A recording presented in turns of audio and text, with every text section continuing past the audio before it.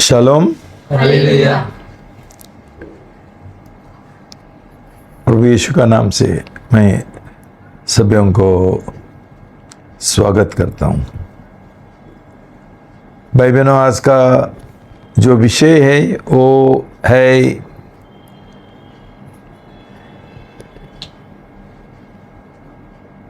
सब लोगों का जीवन में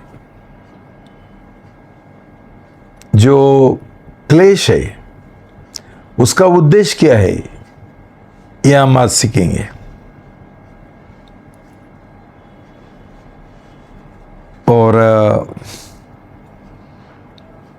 आज का वचन है प्रेषितों का काम 14:21 से 22। प्रेषितों के काम अध्याय 14 पद 21 से लेकर 22 तक।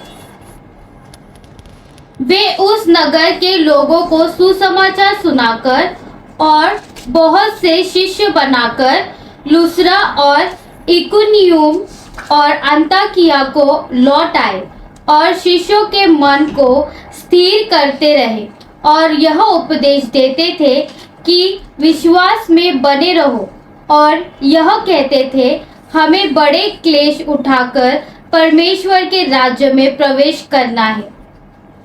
यह प्रभु का शब्द है। प्रभु को धन्यवाद हो। आइए हम सब मिलकर प्रभु का शब्द के लिए, ये संदेश के लिए और आत्मिक पिताजी के लिए प्रार्थना करेंगे, सब साथ में मिलकर। प्रभु धन्यवाद देते प्रभु आज का सुंदर समय के लिए, प्रभु आपका ये शब्द के लिए प्रभु बहुत धन्यवाद देते प्रभु। सच में प्रभु यीशु, जैसे प्रभु हर एक क्लेश का प्रभु एक उद्देश्य है प्रभु हमारे जीवन में प्रभु। सच में आज प्रार्थना करते प्रभु, आज हमारे क्लेश का उद्देश्य हम जाने प्रभु यीशु कि सच में वो हमारे उद्धार के लिए है, आपका सच्चाई जानने के लिए है और सच्चा परमेश्वर को जानने के लिए। सच में यूट्यूब के द्वारा हर एक जन जो भी सुन रहे प्रभु, प्रभु उनका आज उद्धार हो और ये क्लेश के द्वारा प्रभु वो सही उद्धार पाए प्रभु, इसीलिए धन्यवाद देते। पिताजी के ऊपर आपका पूरा अभिषेक उंडे लेना, एक एक शब्द जो वो बोलेंगे प्रभु, पवित्र आत्मा आप उनको अगुवाई करना, मार्गदर्शन करना, आप ऐसा करते हैं इसीलिए धन्यवाद। ये प्रार्थना प्रभु यीशु मसीह के नाम से मांगती हूँ, आमीन। शालोम। भाई बहनों, क्लेश वो एक बहुत महत्वपूर्ण विषय है और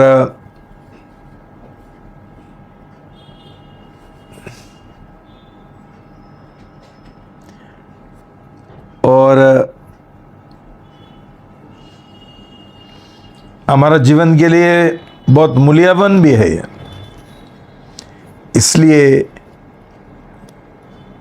प्रभु का वचन क्या बोलता है, ये क्लेश के बारे में हम सीखना जरूरी है, ताकि कोई जो गलतफहमी है, जो अज्ञानता है, इसके बारे में दूर हो।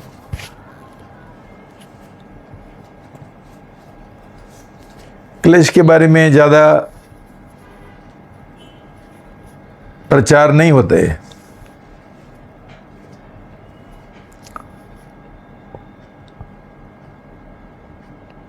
क्लेश का अलग अलग नाम है प्रभु का वचन में। उसको बोलता है कष्ट, मुसीबत, परेशानी। और जो हमारा जीवन में परीक्षा आता है, हमारा जीवन में अनुशासन आता है, बीमारी आती है, झगड़ा होता है, युद्ध होता है, यह सब एक शब्द में हम क्लेश बोल सकते हैं। सबसे पहले हम ये जानना चाहिए ये क्लेश कभी शुरू हुआ और क्यों शुरू हुआ। जब भी परमेश्वर ने आदम और हवा को बनाया तभी कोई कष्ट नहीं था, कोई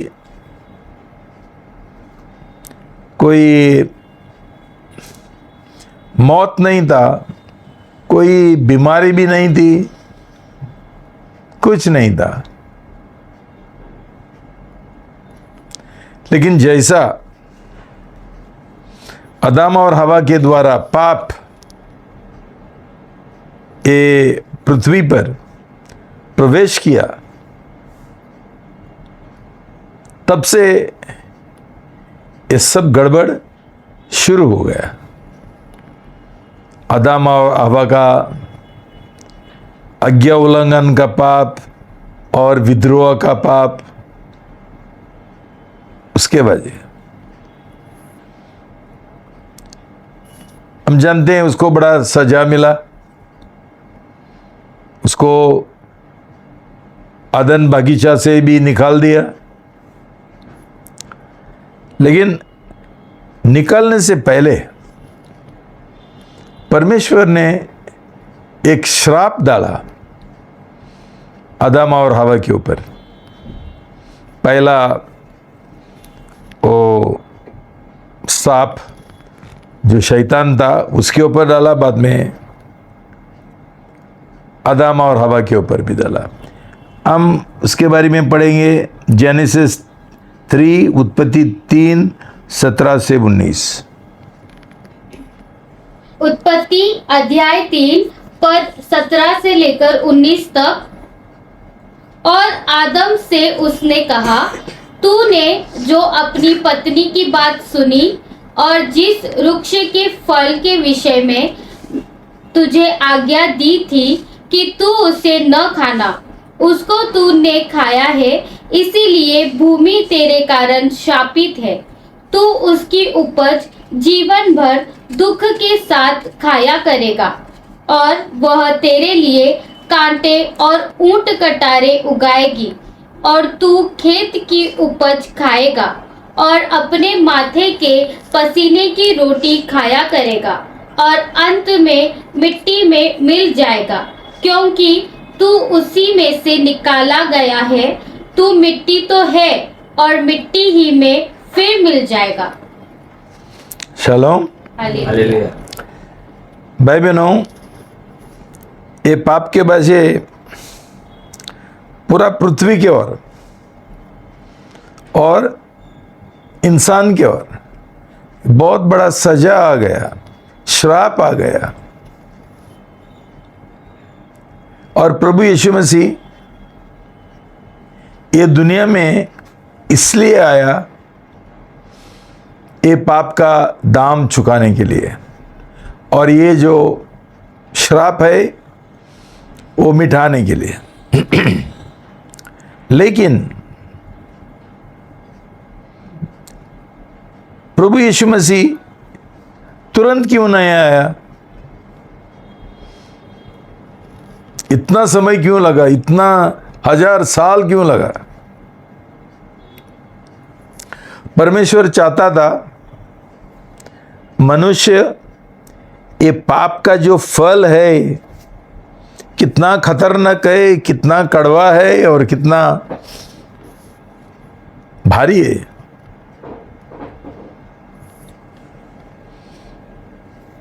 पहला ही आदम ने ये पाप का नतीजा देखा।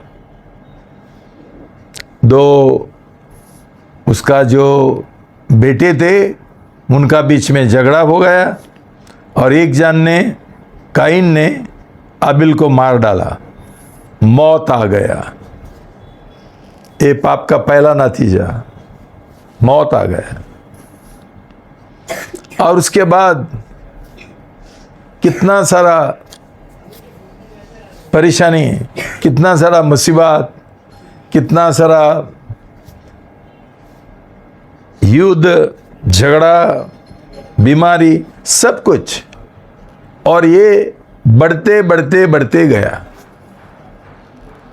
इतना तक कि परमेश्वर पछताया कि पाप इतना बढ़ गया और इतना बुराई साथ साथ बढ़ गई। और हम जानते हैं कि परमेश्वर ने जल प्रलय भेजा, बाढ़ भेजा और सब लोगों को मार डाला। 7 जन को छोड़ के वो जहाज में, नूह का जहाज में। उसके बाद भी प्रभु यीशु मसीह तुरंत नहीं आया। भाई, इतिहास में तभी और आज भी ये आदम और हवा ने जो पाप किया था ना, आदन का बागीचा में, उसका भयंकर फल, नतीजा हम भोग रहे आज तक। तो भाई बहनों, अंत में प्रभु यीशु मसीह आ गया और वो इसलिए आया, ये पाप मिटाने के लिए, पाप मिटाने के लिए, पाप का जो दाम है वो चुकाने के लिए। मनुष्य ये दाम चुका नहीं सकता था, सिर्फ प्रभु यीशु मसीह। एक मनुष्य का जरूरी था, लेकिन सब मनुष्य पापी थे।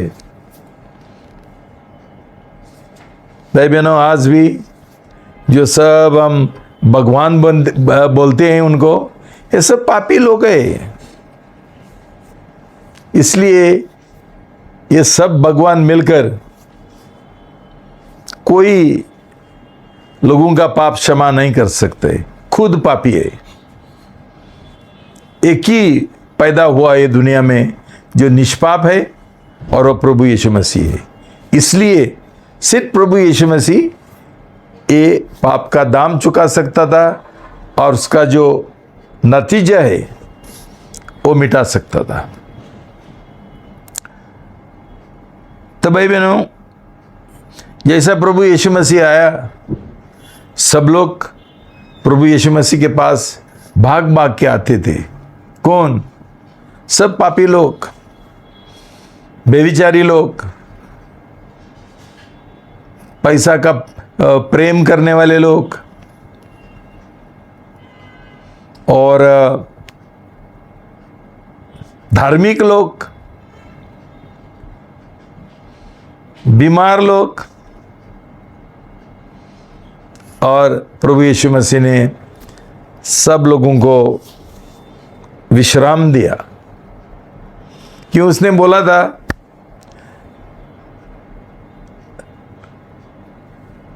दबे हुए लोग, बोझ से दबे हुए लोग मेरे पास आओ, मैं विश्राम देगा। आज ये सब जो पाप का नतीजा है, क्लेश है और कष्ट है, उसमें से छुटकारा और विश्राम से प्रभु यीशु मसीह दे सकता था। तो इसलिए सब लोग आया, प्रभु के पास आ रहे थे भाग भाग के।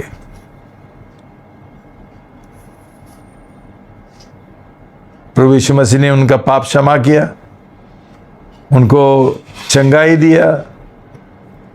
कई लोग जो शैतान क्या बंधन में थे, उनको छुटकारा दिया। प्रभु का काम शुरू हो गया था।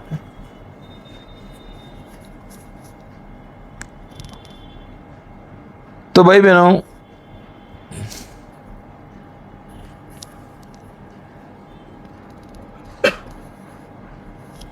ये बात है उदार होने से पहले। एक क्लेश है लोगों का उदार होने से पहले, और उसका मकसद क्या था? जब भी लोगों का जीवन में क्लेश आता है, कष्ट आता है, परीक्षा आता है, बीमारी आता है, सब लोग प्रभु यीशु मसीह के पास आते हैं। इधर उधर घूमते रहते हैं, ये बाबा के पास, वो मंदिर में, वो यात्रा, ये सब कुछ करते हैं, लेकिन कुछ फायदा नहीं होता है। बाद में उनको कोई तो बोलता है प्रभु यीशु मसीह को आजमाओ, उसके पास जाओ, और वहां उनका प्रभु यीशु के साथ एक मुलाकात होता है, और ये मुलाकात के द्वारा उनको विश्राम मिलता है, शांति मिलता है, आराम मिलता है, और उनका जो समस्या है वो भी, उससे उनको छुटकारा मिलता है, विजय मिलता है, पाप का क्षमा मिलता है, जो एक क्लेश का जड़ है। क्लेश पाप से आता है, तो इसलिए सिर्फ प्रभु यीशु मसीह हमको क्लेश से छुटकारा दे सकता है। क्यों? क्लेश से छुटकारा पाने के लिए वो बीमारी होने दो, कुछ झगड़ा होने दो, वो कोई कुछ, पहला हमको पाप से क्षमा चाहिए, और ये पाप का क्षमा सिर्फ प्रभु यीशु के ऊपर विश्वास करते हुए हमको मिलता है। और प्रभु ने जो क्रूस के ऊपर हमारा पाप के लिए और उसका नतीजा के लिए जो जो हमारा जीवन में है, वो उसने दाम चुकाया, और उसके ऊपर विश्वास करने वालों को छुटकारा दिया, विजय दिया। तो भाई बहनों, ये एक पहलू है, रूप है क्लेश का। मतलब क्लेश के द्वारा ही हम प्रभु यीशु के पास आते हैं, ताकि हमको उद्धार मिले। और ये क्लेश, याद रखना, उद्धार से पहले एक सजा है परमेश्वर का, एक श्राप है। और प्रभु यीशु मसीह ने क्रूस के ऊपर जो काम किया, एक काम के द्वारा उसने सिर्फ पाप नहीं है, हर एक श्राप जो आदम के ऊपर आया था, वो प्रभु ने उसके ऊपर ले लिया और वो श्राप मिटा दिया। तो भाई बहनों, ये पहली बात है, पहला पहलू है कि क्लेश के द्वारा, क्लेश हमारे लिए एक मध्यम बन जाता है, एक जरिया उद्धार पाने के लिए। इसलिए एक क्लेश के लिए भी हम प्रभु को बहुत धन्यवाद देना चाहिए, प्रभु का स्तुति करना चाहिए। क्यों ये क्लेश नहीं आता था हमारा जीवन में, हम कभी प्रभु यीशु मसीह को ढूंढने के लिए नहीं जाते थे और उसके पास नहीं जाते थे, और सच्चा परमेश्वर, जिंदा परमेश्वर कौन है ये हम नहीं जानते थे, और उसका फायदा हमारा जीवन में नहीं होता था। जीवन का परिवर्तन, पाप से क्षमा, शैतान का बंधन से छुटकारा। तो अभी हम लोग दूसरा पहलू देखेंगे ये क्लेश का। तो हमने पढ़ा उधर प्रेषितों काम 14:21 से 22। प्रेषितों के काम 14:21 से 22 पढ़ेंगे। वे उस नगर के लोगों को सुसमाचार सुनाकर और बहुत से शिष्य बनाकर लुस्रा और युकुनियुम और अंताकिया को लौट आए, और शिष्य के मन को स्थिर करते रहे, और यह उपदेश देते थे कि विश्वास में बने रहो, और यह कहते थे हमें बड़े क्लेश उठाकर परमेश्वर के राज्य में प्रवेश करना होगा। शालोम। हालेलुया। शिष्य ने, शिष्य बनाते हुए और ये सुसमाचार प्रचार करते हुए उन्होंने उनको एक बात स्पष्ट बोला, तुमको शैतान का राज से परमेश्वर का राज में प्रवेश करना है तो क्लेश में गुजरना पड़ेगा। भाई बहनों, आज तो कोई शिष्य है ही नहीं। आज सिर्फ मसीह लोग है, क्रिश्चियन लोग है, विश्वासी लोग है, लेकिन प्रभु का कोई शिष्य नहीं है। इसलिए हम शिष्य नहीं बना सकते हैं। शिष्य बनाने के लिए हम पहला शिष्य बनना चाहिए, और हमारा सुसमाचार ये होना चाहिए कि प्रभु यीशु मसीह का शिष्य बनने के लिए हमको क्लेश से गुजरना पड़ेगा। आज ऐसा सुसमाचार बहुत कम है, मैंने तो नहीं सुना। आज का सुसमाचार बहुत हल्का है। तुमको आशीष मिलेगा, तुमको समृद्धि मिलेगा, तुमको पैसा मिलेगा, तुम अमीर बनेंगे, सब कुछ ठीक ठाक हो जाएगा। लेकिन जो प्रभु यीशु मसीह ने हमको सिखाया, ये हम नहीं सिखाते हैं। क्या सिखाया? कि उसका पीछे जाने के लिए हमको स्वयं को इनकार करना पड़ेगा। हमारा जो स्वयं प्रेम है, स्वयं इच्छा है, उसको मरना पड़ेगा, वो त्यागना पड़ेगा, और बाद में हमारा हर दिन का क्रूस उठा के हम चलना है। भाई बहनों, ये असली सुसमाचार है जो आज बहुत कम सुनाई देते हैं।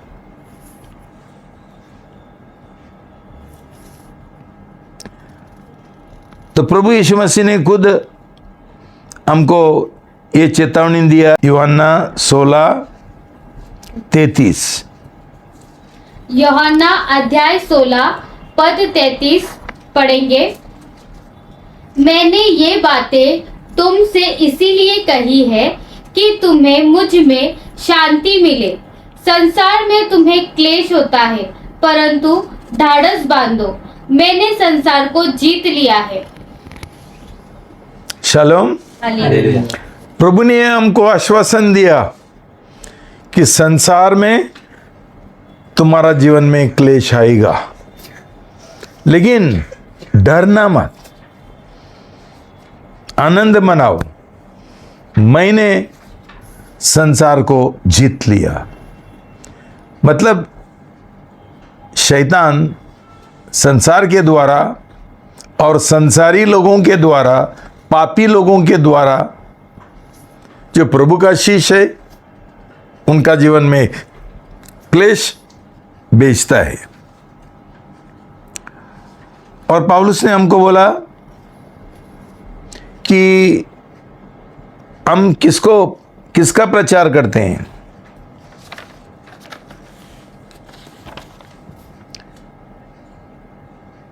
1 कुरिन्ती 1:23। 1 कुरिन्थियों अध्याय 1 पद 23 पढ़ेंगे।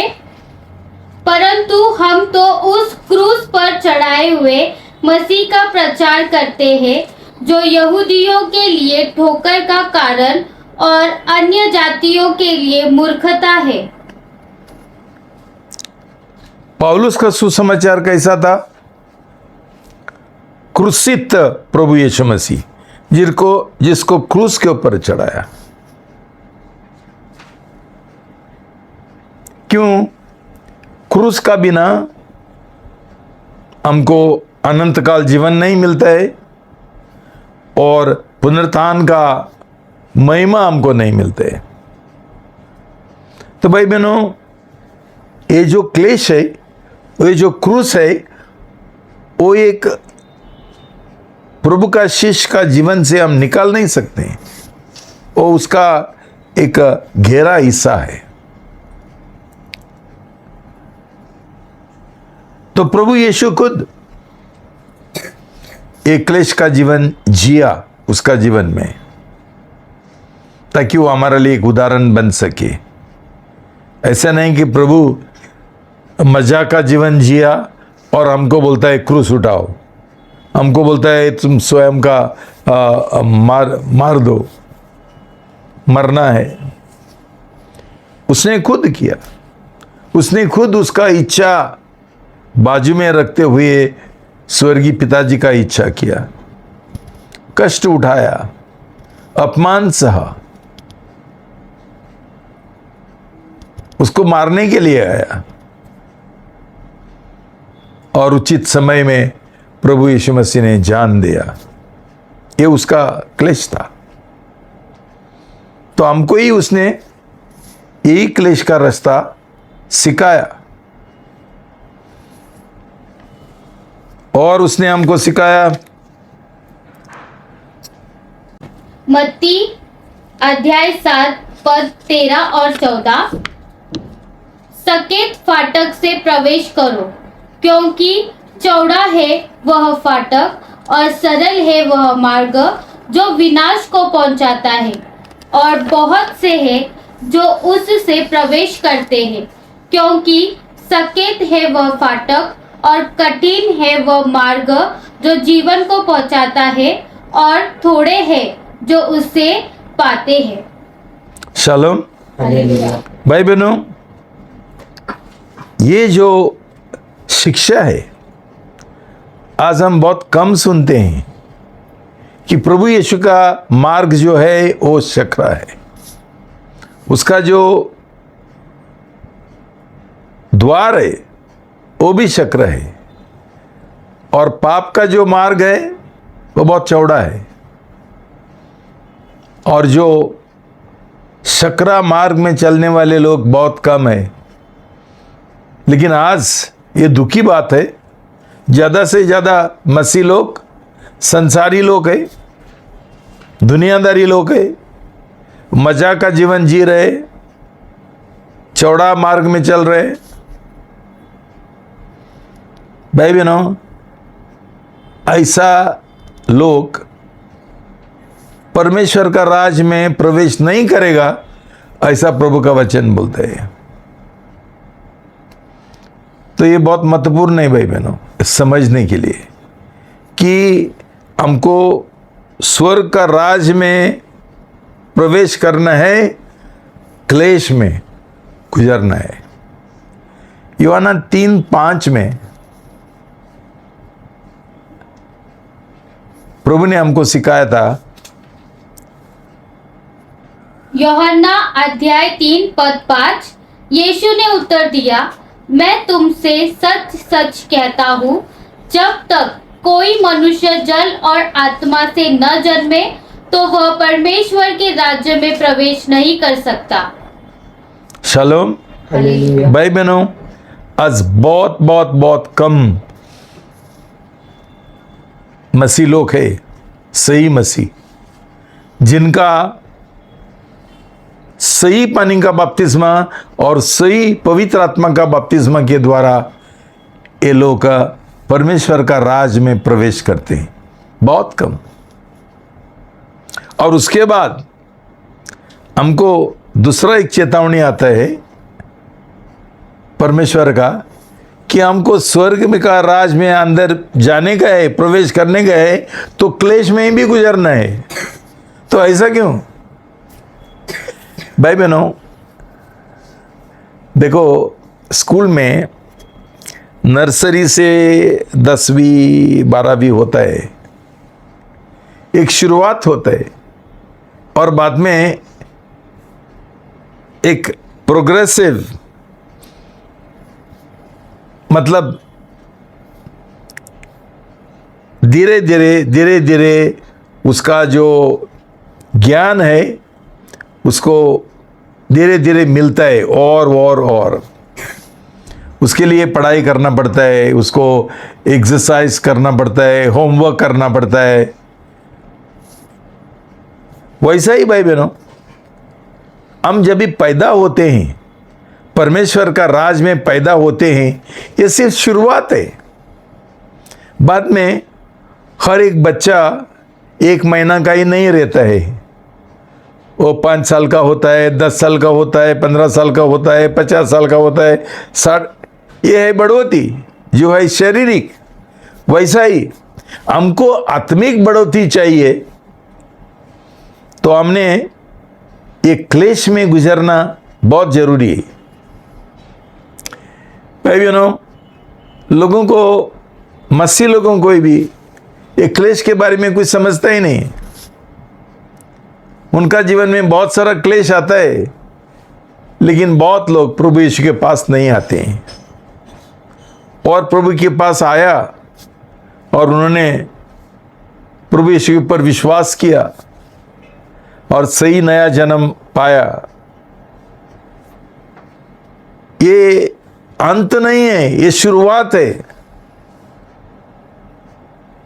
मतलब ये लोग, नया जन्म पाए हुए लोग, ये लोग भी क्लेश में गुजर जाएंगे।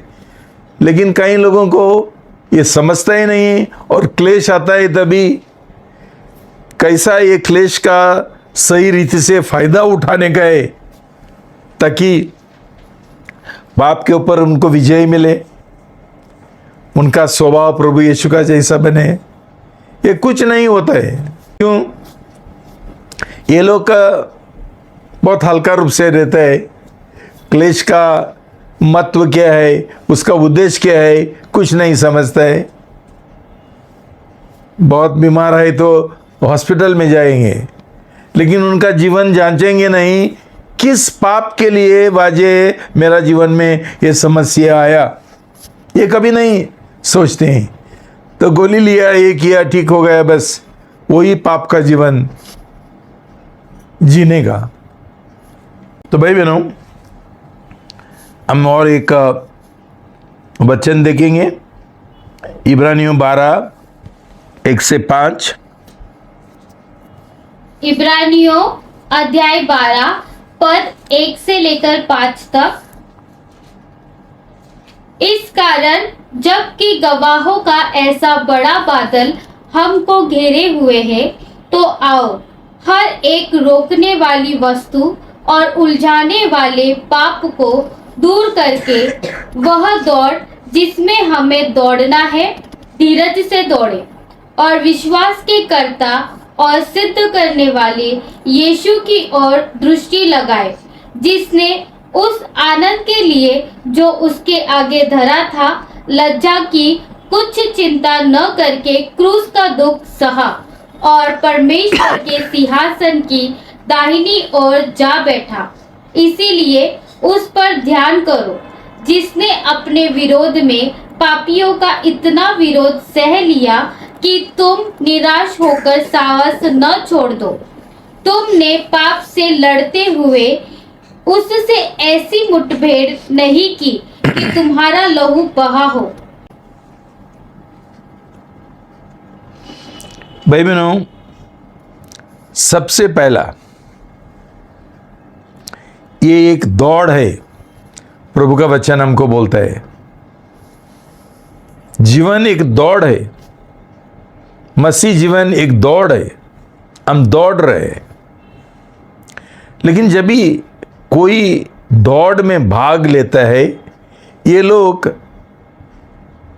भारी चीज नहीं पहनते हैं, एक बड़ा घोड़ी नहीं उठाता है उनका पीठ में। लाइट होना चाहिए। हमारा आत्मिक जीवन में जब भी पाप है जो हमको रोक देता है, हमारा जीवन भारी करता है, हमको मसीह जीवन का जो दौड़ है, हम उसमें दौड़ नहीं सकते हैं, हम हार पाएंगे। तो प्रभु का वचन बोलता है पहला जो तुम्हारा पाप का कोई रुकने वाला कोई बात है वो पहला छोड़ दो, मतलब पाप आपका जीवन से निकाल दो। तो भाई बहनों, इसके लिए क्या क्या उपाय है? उपाय प्रभु यीशु ने खुद हमको दिया है। वहाँ लिखा है कि हम पहला हमारा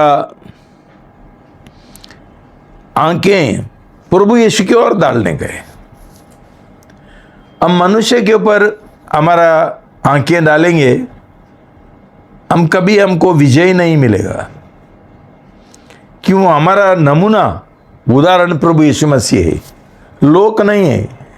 माँ बाप होने दो, हमारा रिश्तेदार होने दो, हमारा दोस्त होने दो, और दूसरा मसीह लोग होने दो। हम दूसरे लोगों का जीवन को देख के हम ये दौड़ में भाग नहीं ले सकते। प्रभु यीशु की ओर हमारा नजर रखना जरूरी है।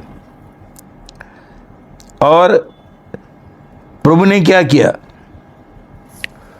क्रूस को गले लगाया, और वो भी आनंद के साथ। क्यों? प्रभु यीशु मसीह पागल हो गया था क्या? नहीं, उसने हमको ये उदाहरण दिया कि जितना हम प्रभु को धन्यवाद देंगे, हर एक हमारा जीवन में क्लेश आता है, क्रूस है, उसके लिए धन्यवाद देंगे। हम ये ग्रम्बल नहीं करेंगे, कुड़कुड़ाएंगे नहीं, गाली नहीं देंगे, परमेश्वर का विरुद्ध बात नहीं करेंगे, और किसी के और भी बात नहीं करेंगे जिसके द्वारा हमारा जीवन में क्लेश आया। लेकिन प्रभु यीशु की ओर हमारा आंखें लगाते हुए हम ये दौड़ में भाग लेंगे। और जैसा प्रभु यीशु मसीह क्रूस का मौत पाने के बाद उसको पुनरुत्थान मिला और स्वर्गीय महिमा उसको मिला, वैसा ही क्लेश में हम गुजर जाएंगे, आनंद मनाते हुए और परमेश्वर का स्तुति करते हुए, धन्यवाद देते हुए। हमको भी वही विजय मिलेगा, हमको भी पाप के ऊपर छुटकारा मिलेगा।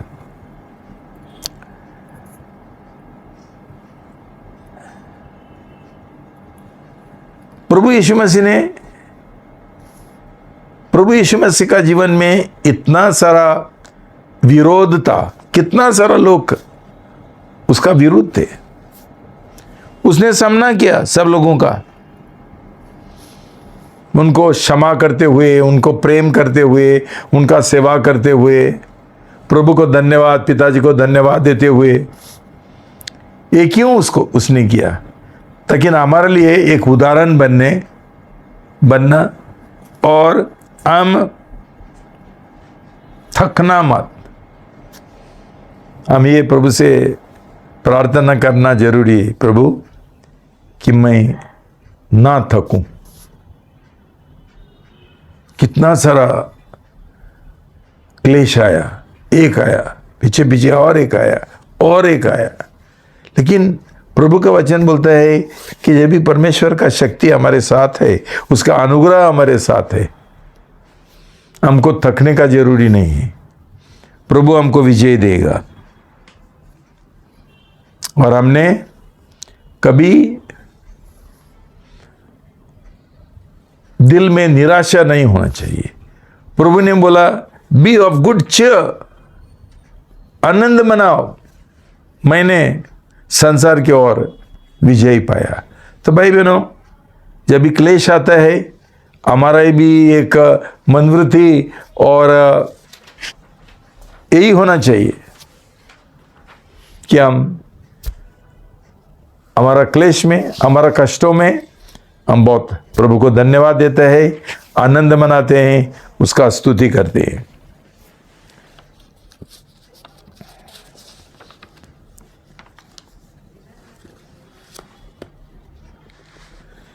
भाई बहनों, कष्टों का एक सिर्फ पाप के ऊपर विजयी पाने का इतना नहीं है, और एक उद्देश्य है। 1 पेत्रोस 1:6 और 7। 1 पत्रस अध्याय 1 पद 6 और 7। इस कारण तुम मगन होते हो, यद्यपि अवश्य है कि अभी कुछ दिनों के लिए नाना प्रकार की परीक्षाओं के कारण दुख में हो, और यह इसीलिए है कि तुम्हारा परखा हुआ विश्वास, जो आग से ताए हुए नाशवान सोने से भी कहीं अधिक बहुमूल्य है, यीशु मसीह के प्रकट होने पर प्रशंसा और महिमा और आदर का कारण ठहरे। देखो भाई बहनों, कोई चीज जो हम खरीद लेना चाहते हैं, हम पहला परखना चाहते हैं। सोना होने दो, सही सोना है क्या, कहीं नकली है। वो एक वॉशिंग मशीन है, वो एक रेडियो है, टीवी है, कुछ भी परखना है। हम इतना पैसा दे रहे हैं वो शॉप के दुकान वाला को, तो ऐसा ही कुछ नकली चीज लेके जाएंगे परखने के। तो इसका मतलब क्या है? बहुत लोगों को सही विश्वास का मतलब मालूम नहीं है। ऐसा ही हल्का मन से बोलता है मुझे विश्वास है, मुझे विश्वास है। तो क्या विश्वास है? ये कैसा परखा जाएगा? क्लेश के द्वारा, परीक्षा के द्वारा। इसलिए परमेश्वर हमारा जीवन में एक क्लेश और परीक्षा भेजता है, एक आग का समान, ताकि आग के द्वारा मालूम पड़े वो सही सोना है वो नहीं है। तो भाई बहनों, जब भी क्लेश आता है, हम कभी कुड़कुड़ना नहीं चाहिए। हम ये देखना चाहिए, मैं विश्वास के साथ एक क्लेश में गुजरता हूं, वो अविश्वास के साथ। मेरा दिल में बहुत कड़वाहट है, बहुत मेरा अंदर गुस्सा है, अविश्वास है। तो भाई बहनों, विश्वास का परीक्षा होना बहुत जरूरी है, और ये क्लेश के द्वारा ही परमेश्वर करता है। और एक नाम है क्लेश का, जिसको बोलता है अनुशासन। ये भी क्लेश है, ये भी एक परीक्षा है। हम पढ़ेंगे इब्रानियों 12 5 से 11। इब्रानियों अध्याय 12 पद 5 से 11। और तुम उस उपदेश को जो तुमको बेटे के समान दिया जाता है भूल गए हो। हे मेरे बेटे, प्रभु की ताड़ना को हल्की बात न जान, और जब वह तुझे घुड़के तो साहस न छोड़, क्योंकि प्रभु जिससे प्रेम करता है उसकी ताड़ना भी करता है, और जिसे बेटा बना लेता है उसको कोड़े भी लगाता है। तुम कष्ट की ताड़ना समझकर सह लो। परमेश्वर तुम्हें बेटा जानकर तुम्हारे साथ बर्ताव करता है। वह कौन सा बेटा है जिसकी ताड़ना पिता नहीं करता? यदि वह ताड़ना जिसके भागी सब होते हैं तुम्हारी नहीं हुई, तो तुम बेटे नहीं पर व्यभिचार की संतान ठहरे। फिर जबकि हमारे शारीरिक पिता भी हमारी ताड़ना किया करते थे और हमने उनका आदर किया, तो क्या आत्माओं के पिता के और भी अधीन न रहे, जिससे हम जीवित रहे? वे तो अपनी अपनी समझ के अनुसार थोड़े दिनों के लिए ताड़ना करते थे, पर वह तो हमारे लाभ के लिए करता है कि हम भी उसकी पवित्रता के भागी हो जाए। वर्तमान में हर प्रकार की ताड़ना आनंद की नहीं पर शोक की ही बात दिखाई पड़ती है, तो भी जो उसको सहते सहते पक्के हो गए हैं, बाद में उन्हें चैन के साथ नीतिमत्वता का फसल मिलता है। शालोम। हालेलुया। तो भाई बहनों, अनुशासन भी क्लेश है। बहुत बार हमको अनुशासन अच्छा नहीं लगता है, लेकिन अनुशासन और क्लेश का बीच में कोई फर्क नहीं है, एक ही है। नंबर 2, परमेश्वर खुद बोलता है ये अनुशासन मैं भेजता हूं, ये जो क्लेश है मैं भेजता हूं। और उसका उद्देश्य क्या है? ताकि हम परिपक्व बने। और उसने उदाहरण क्या दिया? परिवार का उदाहरण दिया। जब भी परिवार में माँ बाप अनुशासन देता है, डांटते हैं, उनको भलाई के लिए, ये उनका ट्रेनिंग है, ये उनका प्रशिक्षण है और उसका जरूरी है। न तो आज कितना बच्चे घर में, परिवार में कोई प्रशिक्षण नहीं है, कोई अनुशासन नहीं है, ये सब खो गए, उनका जीवन बर्बाद हो गए। माँ बाप को लगता है बच्चों का लाड करने, जो मांगता है दे दो, जो मांगता है दे दो, खुश करो। लेकिन प्रभु का वचन ऐसा नहीं बोलते, बोलता है ये इस्तेमाल करो, छेड़ी इस्तेमाल करो, और दूसरा शब्द मारने के लिए लाठी मारो। आज कौन इस्तेमाल करते हैं? आज सिर्फ बच्चों को गाली देते हैं। लेकिन ये अनुशासन लाठी का, छेड़ी का बहुत महत्वपूर्ण है। तो भाई बहनों, उधर लिखा है किसी कोई भी क्लेश और अनुशासन अच्छा नहीं लगते। बच्चों को स्कूल में तो होमवर्क देगा, एक्सरसाइज देगा, उनको अच्छा लगता है क्या? लेकिन उसके अनुसार हम नहीं जी सकते हैं। लेकिन कभी कभी हमारा गवर्नमेंट क्या बोलता है कि लोग एग्ज़ाम में फेल होता है करके हम एग्ज़ाम ही बंद करेंगे, फेल होता है और आत्महत्या करता है तो एग्ज़ाम ही बंद करेंगे। ये कौन सा मूर्खता है? बच्चों को सिखाने गए कि अनुशासन, एक्सरसाइज, होमवर्क, अनुशासन, तालना, ये सब जरूरी बात है। हमको ये अच्छा लगे और ना लगे। इसलिए आज ये जो एजुकेशन है पूरा बेकार हो गया। क्यों? जिनको नहीं समझता है ये बातें, ये लोग ये एजुकेशन चलाते हैं। तो भाई बहनों,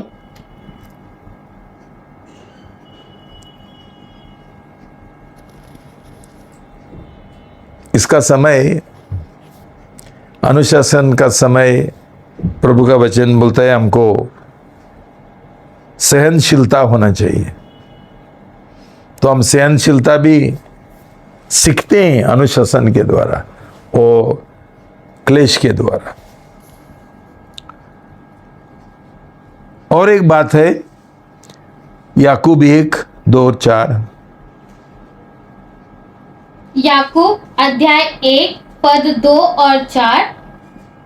हे मेरे भाइयों, जब तुम नाना प्रकार की परीक्षाओं में पड़ो तो इसको पूरे आनंद की बात समझो, ये जानकर कि तुम्हारा विश्वास के परखे जाने से सहनशीलता उत्पन्न होता है। पर धीरज को अपना पूरा काम करने दो कि तुम पूरे और सिद्ध हो जाओ और तुम में किसी बात की घटी न रहे। भाई बहनों, बहुत बार प्रभु परमेश्वर का वचन हमको क्या बोलता है कि क्लेश का समय आनंद मनाओ। ये अजीब बात है। क्लेश में कैसा आनंद मनाने का? ये एक बहुत दुखी बात है, किसी को ये अच्छा नहीं लगता है, बहुत दर्द होता है। लेकिन याद है इब्रानियों में लिखा है कि प्रभु आनंद के साथ, आनंद के लिए उसने क्रूस को गले लगाया। हम क्या बोलेंगे प्रभु को? कोई को पागल है, और हम कोई भी बोलता है पागल बनो। क्या करो? आनंद मनाओ। पढ़ो एक फिलिपी 4:4-8। फिलिपियो अध्याय 4 पद 4 और पद 8।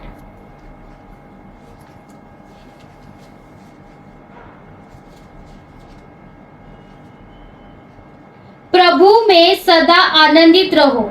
मैं फिर कहता हूँ आनंदित रहो।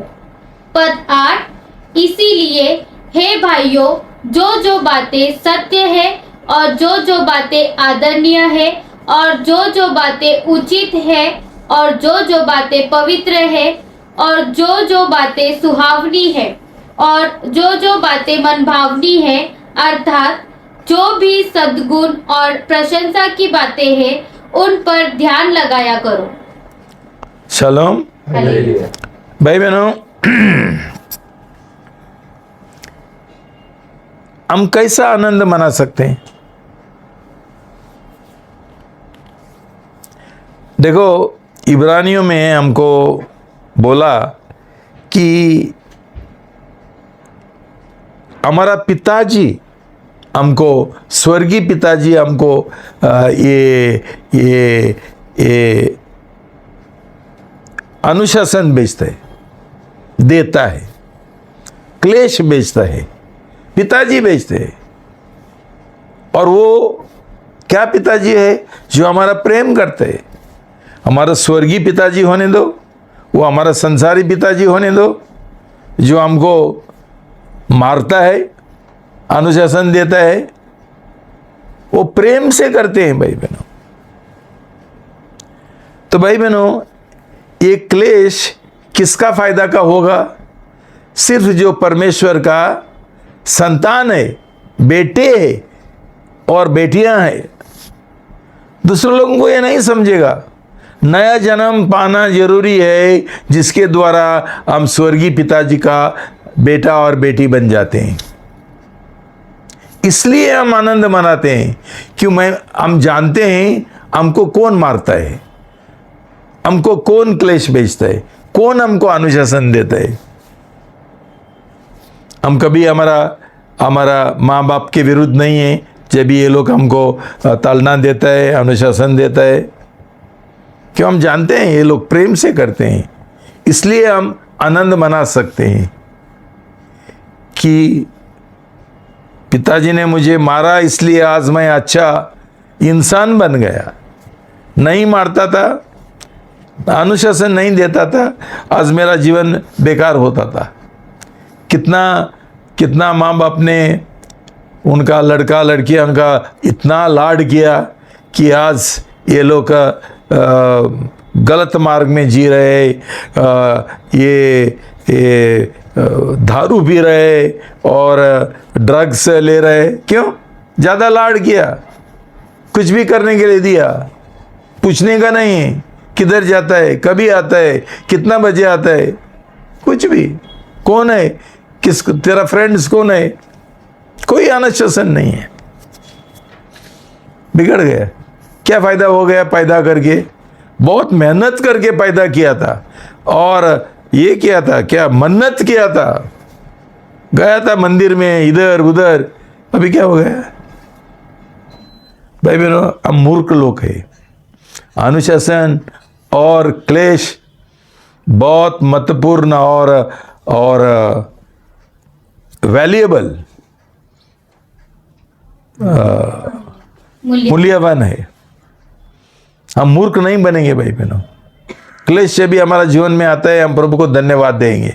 और जिन्होंने कुड़कुड़ाया, प्रभु से क्षमा मांगो। क्यों? पहला हमारा नया जन्म नहीं होने से हम लोग परमेश्वर का बेटे नहीं थे, बेटी नहीं थी, इसलिए हमको कुछ समझा नहीं है। सही बेटा सही बेटी कभी ये नहीं करते, कुड़कुड़ते नहीं है। ओके, दूसरा एक चीज हम सीखते हैं कि सहनशीलता इसके द्वारा हमको मिलते हैं। देखो, जब भी एक दौड़ है, दौड़ में अच्छा शुरुआत करेंगे काफी नहीं है, अंत तक दौड़ना है। बहुत बार ये स्टूडेंट्स लोग जब भी उनका स्पोर्ट्स रहता है, पहला जोश के साथ भागते हैं, लेकिन थोड़ा टाइम के बाद गिर जाते हैं, थक जाते हैं, और कोई आगे जाता है और उसको विजय मिलता है। तो ये बहुत जरूरी है कि हम अंत तक टिके रहे। हम जब भी बपतिस्मा लिया, नया जन्म हुआ, तभी हम जोश में थे, अभी हमारा जोश चले गया, उधार हो जाएगा? नहीं। स्वर्ग का राज में प्रवेश करेंगे? नहीं। क्यों? बीच में हमने छोड़ दिया, बीच में हमारा जीवन में निराशा आ गया और हम पीछे हट गए। भाई बहनों, ऐसा होगा तो कुछ फायदा नहीं। इसलिए प्रभु का वचन बोलते हैं, क्लेश के द्वारा अंत तक बने रहना, सहनशीलता में, तभी तुम परमेश्वर का राज में प्रवेश करेंगे। प्रभु यीशु मसीह ने ही हमको वही सिखाया। मत्ती 24:13, मत्ती अध्याय 24 पद 13, परंतु जो अंत तक सहनशीलता धरे रहेगा उसी का उद्धार होगा। अंत तक, ये ध्यान में रखो भाई बहनों। बपतिस्मा लिया, पवित्र आत्मा का बपतिस्मा लिया, तभी हम बहुत जोश में हैं। 1 साल हो गया, 2 साल हो गया, 3 साल हो गया, थक गया, प्रार्थना का जीवन चले गया और अभी कुछ नहीं। अभी सिर्फ रविवार को जाने का, बैठने का नहीं, स्वर्गीय राज में प्रवेश नहीं करेंगे। क्यों? हमने दौड़ने का बंद कर दिया, सहनशीलता नहीं है। ये बहुत जरूरी है, ये समझना चाहिए क्लेश के बारे में। भाई बहनों, मैं तुमको डराना नहीं चाहता हूं। पौलुस भी एक बार थक गया था और उसने प्रार्थना किया, प्रभु हो सकता है तो निकाल दो, ये मेरा जीवन में वो जो कांटा है वो निकाल दो। प्रभु ने उसको क्या बोला? मेरा अनुग्रह तेरे लिए काफी है, मेरा पवित्र आत्मा का सामर्थ्य जो तेरे पास है वो काफी है। प्रभु यीशु मसीह ने भी ये प्रार्थना किया था, मेरा आत्मा तैयार है लेकिन मेरा शरीर कमजोर है। पिताजी, ये पहला कष्टों का पहला निकाल सकता है तो निकालो, लेकिन मेरा इच्छा नहीं है, तेरा इच्छा होने दो। तो क्रूस का पीछे जो प्रभु यीशु का मौत है, क्रूस का, उसका पीछे एक परमेश्वर का बड़ा बड़ा महान एक ये था, योजना था। और पिताजी ये योजना बर्बाद करने के लिए तैयार नहीं था। पर पिताजी ने प्रभु यीशु मसीह को अनुग्रह दिया और पवित्र आत्मा का सामर्थ्य दिया, और ये अनुग्रह से और सामर्थ्य से वो जीत गया, विजय पाया। और पिता परमेश्वर ने उसका विजय का एक सिक्का मारा पुनरुत्थान के द्वारा। जब वो मौत से जी उठा, इसका मतलब था कि प्रभु यीशु मसीह का बलिदान परमेश्वर ने स्वीकार किया। शालोम। तो भाई बहनों, क्लेश बेकार नहीं है, महत्वपूर्ण है, और ये है क्या, मूल्यवान है। बहुत बार हमारे जीवन में ये आता है, बहुत क्लेश आते हैं। मैं जो साधारण है वही मैं बोलता हूँ, तुमको उदाहरण देता हूँ। बीमारी का तो क्लेश सब लोगों का जीवन में आता है। अभी हाल ही में दूसरा क्लेश शुरू हुआ, शादी नहीं होता है, कोई है ही नहीं शादी करने के लिए, ढूंढ रहे।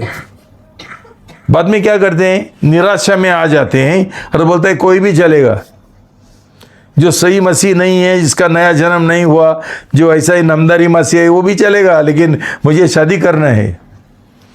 क्या होता है, हमारे जीवन में सबसे बड़ी बात शादी होता है, लेकिन जीवन में सबसे बड़ी बात शादी नहीं है। हमारा आनंद काल जीवन है, और गलत लड़का से और लड़की से शादी करेंगे तो तुम्हारा आनंद काल जीवन चले जाएगा, तुम खो बैठेंगे। तो उसके द्वारा मुझे मालूम पड़ता है ऐसा लोगों का सही नया जन्म नहीं हुआ, और इसलिए ये लोग किसी के साथ शादी करने के लिए तैयार है, कोई भी चलता है। ये दुनियादारी लोग है, ये नया जन्म पाए हुए लोग है।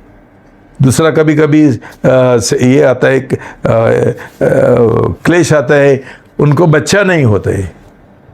बाद में ये लोग अविश्वास के साथ जी रहे, बहुत कुड़कुड़ते हैं, बहुत उनका विश्वास कमजोर होता है। क्यों भाई बहनों, ये लोगों का नया जन्म नहीं हुआ, ये लोग शरीर का शक्ति से जी रहे।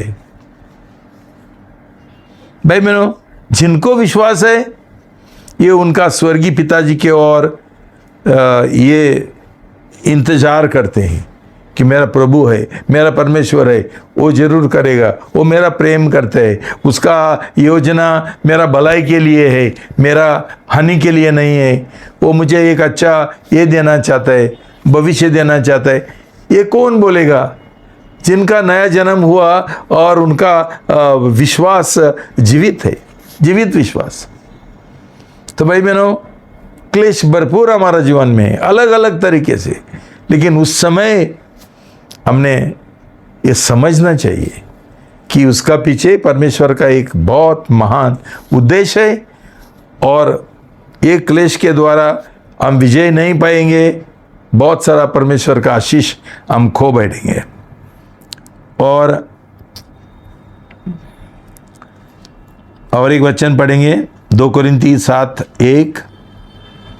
2 कुरिन्तियों अध्याय 7 पद 1। अतः हे प्रियो, जबकि ये प्रतिज्ञाएं हमें मिली है, तो आओ हम अपने आप को शरीर और आत्मा की सब मलिनता से शुद्ध करें और परमेश्वर का भय रखते हुए पवित्रता को सिद्ध करें। भाई बहनों, क्लेश का उद्देश्य है ताकि हम पवित्रता में बढ़े, परमेश्वर का भय से। देखो भाई बहनों, हम लोग परमेश्वर की ओर विश्वास योगी रहना चाहते हैं, तो एक दूल्हा और दुल्हन एक पति और पत्नी का जैसा होना चाहिए। समझो पति दुबई है और पत्नी इधर है, तो पत्नी क्या बोलेगी? मैं अभी पति दुबई है, मैं इधर चीटिंग करूंगी। भाई बहनों, तो हम सब कुछ जो करते हैं वो दिखाने के लिए करते हैं, परमेश्वर का भय हमारे अंदर नहीं है। तो परमेश्वर का वचन बोलता है परमेश्वर का भय से। वो हम समझो एग्जाम दे रहे, वो हमारा सुपरवाइजर नहीं है तभी हम चीटिंग करते हैं, वो रहेगा तो बराबर लिखते हैं। हर एक जगह पर चीटिंग चल रहे। ऐसा हम पवित्रता में हम बढ़ेंगे नहीं। क्लेश का यही उद्देश्य है ताकि हमको विजय, पाप के ऊपर विजय मिले और हमारा जीवन प्रभु यीशु का जो स्वभाव है उसमें बदल जाए, परिवर्तन हो जाए। क्यों हम प्रभु यीशु मसीह का दुल्हन बनने के लिए, विश्वास योगी दुल्हन बनने के लिए तैयारी कर रहे हैं। और ये तैयारी होने के लिए परमेश्वर क्लेश भेजता है ताकि उसके द्वारा हम और पाप के ऊपर विजय पाए और हम उसका जैसा पवित्र बने। भाई बहनों, लास्ट में ही मैं बोलना चाहता था कि आज ये क्लेश के बारे में, कष्टों के बारे में बराबर प्रचार नहीं हो रहा है, इसलिए सब मसीह लोग दुनियादारी बन गए हैं, दुनियादारी। तो एक ऐसा एक घटना है जो बोलता है, एक करी टेन बुम, वो एक डच एक औरत थी जो सुसमाचार प्रचार करती थी। एक बार वो चाइना में गई और वहाँ उसको ये पास्टर लोग और दूसरा लीडर मिल गया। तो उसने पूछा उनसे कैसा चल रहे हैं। उन्होंने ये एक महत्वपूर्ण बात उसको बोला, देखो ये जो सुसमाचार प्रचार करने के लिए आए थे हमारा चाइना में, ये लोगों ने हमको कभी सिखाया नहीं कि क्लेशों के द्वारा ही हमको स्वर्ग में प्रवेश करना है। उन्होंने गलत सुसमाचार दिया हमको। क्या सुसमाचार दिया? कि डरना मत, तुम्हारे ऊपर कोई क्लेश नहीं आएगा, प्रभु तुमको उठाएगा और स्वर्ग में लेके जाएगा और यहाँ तुमको समृद्धि मिलेगा, तुमको आराम मिलेगा और तुमको प्रभु बहुत आशीर्वाद देगा, चंगाई देगा। ऐसा गलत सुसमाचार प्रचार किया और ये लोगों ने बोला, कितना सारा हमारा चाइनीज मसीह लोग, उनका विश्वास उन्होंने छोड़ दिया। क्यों? उन्होंने तैयारी नहीं किया था सताव पाने के लिए। उनका विश्वास के और उनको कष्ट आएगा तो किसने सिखाया था? नहीं था, बोला ही भी नहीं था। तो इसलिए भाई बहनों, दुख की बात है, आज भी वैसा ही गलत सुसमाचार चल रहे, सब कलीसिया में चल रहे, पूरा दुनिया में चल रहे कि आज मेरे पास टाइम नहीं है। ये दूसरा जो क्लेश है जिसको महाक्लेश बोलता है, उसके बारे में तुमको बताने के लिए 7 साल का है। गलत सुसमाचार ये है कि ये महाक्लेश आने से पहले प्रभु ये सब मसीह लोगों को स्वर्ग में लेके जाएगा, क्लेश में गुजरने का कोई जरूरी नहीं। भाई बहनों, ये एक नकली शिक्षा है, लेकिन हर एक कलीसिया में यही सिखाता है। इसलिए ये लोग बेकार मसीह, दुनियादारी मसीह और नमदारी मसीह बन जाते हैं। ये बहुत महत्वपूर्ण है जानने के लिए कि हमारे लिए क्लेश जरूरी है। प्रभु हमको क्लेश से बचाना नहीं चाहते, हमको उसमें गुजरना है प्रभु का अनुग्रह से और पवित्र आत्मा का समर्थ से। तो भाई बहनों, हम एक जानना चाहिए कि ये सब चीजों का पीछे शैतान है। इसलिए प्रभु का वचन हमको बार बार एक चेतावनी देता है, गलती से 7 और 8, गलतियों अध्याय 6 पद 7 और 8।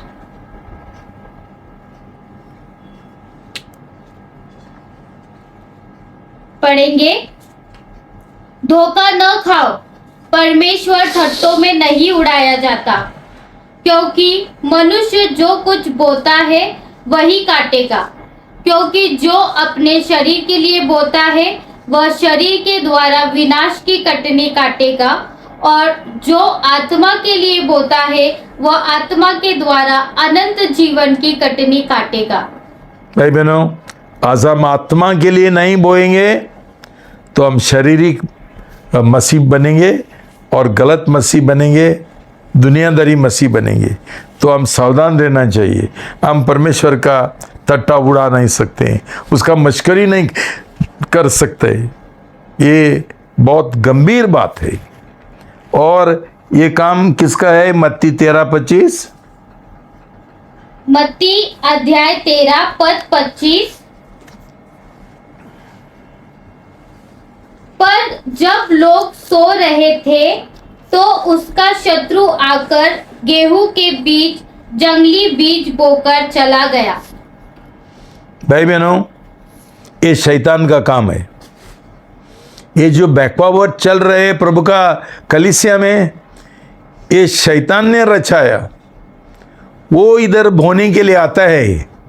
ये गलत पास्टर के द्वारा, गलत कलीसिया के द्वारा, गलत जो ये सब प्रचारक है उनके द्वारा वो ये काम करता है। बैकवर्ड का, लोगों को बहकवाने के लिए, उनको बोलने के लिए हम तुमको चावल देता है, हम तुमको और क्या देता है, गेहूं देता है, तेल देता है, मजा करो, डरना मत, लेकिन जरूर हमारा चर्च में आ जाओ।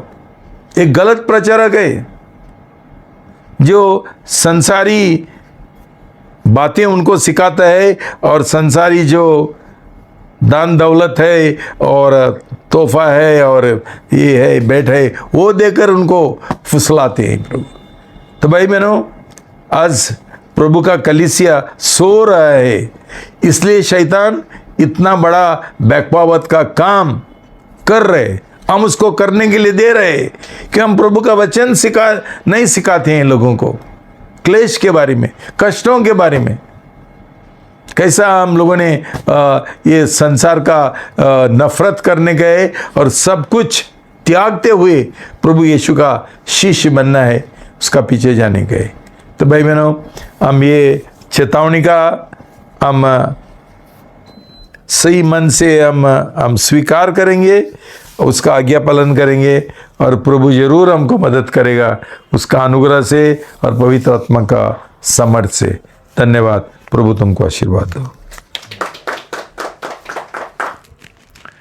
प्रार्थना करेंगे। पिता परमेश्वर, प्रभु यीशु का नाम से हम आपका चरणों में आते हैं और ये प्रार्थना करते हैं प्रभु शैतान का बहकावत से हमको बचाओ प्रभु हमको ये गलत पास्टर जो है, प्रचारक है, उनसे बचाओ प्रभु। हमको हमारा आंखें खोल दो प्रभु, हमारा दिल को छुओ प्रभु, ताकि ये सब ऐसा गलत कलीसिया और गलत पास्टर जो है उनको रोक देना प्रभु, और लोगों को सही मार्ग सिखाने के लिए प्रभु और सही प्रचारक, सही पास्टर आने दो प्रभु हमारा आंखें खोल दो प्रभु फिर एक बार। और जब भी हम क्लेश में गुजरते हैं प्रभु, आपका स्तुति करने के लिए, आपको धन्यवाद देने के लिए, आनंद मनाने के लिए हमको सिखाओ प्रभु, हमको मदद करो प्रभु, और उसके द्वारा हमको पाप के ऊपर विजय मिले, हम आनंदित हो, आपका स्तुति करें और अंत तक टिके रहे। धन्यवाद, अपने प्रार्थना सुन लिया, हमको आशीर्वाद दो प्रभु। ये प्रार्थना प्रभु यीशु का नाम से करते हैं, आमीन।